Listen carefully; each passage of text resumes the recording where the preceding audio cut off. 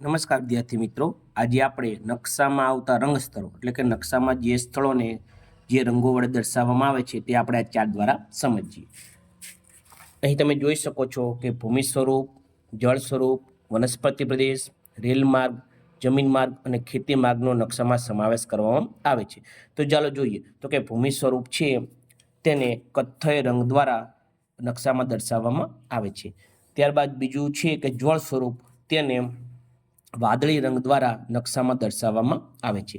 ત્યારબાદ જે વનસ્પતિ પ્રદેશ છે તેને લીલા રંગ દ્વારા નકશામાં દર્શાવવામાં આવે છે. ત્યાર પછી રેલ માર્ગ છે તેને કાળા રંગ દ્વારા નકશામાં દર્શાવવામાં આવે છે. ત્યાર પછી જમીન માર્ગ છે તેને લાલ રંગથી નકશામાં દર્શાવવામાં આવે છે. અને જે ખેતી માર્ગ છે એટલે કે ખેતી વિભાગ છે તેને સરસ મજાના પીળા રંગથી નકશામાં દર્શાવવામાં આવે છે. તો તમે જોઈ શકો છો કે જે 6 પ્રકારના સ્વરૂપો છે નકશાના તેને અલગ અલગ રંગો વડે રંગ સ્તર વડે દર્શાવવામાં આવે છે.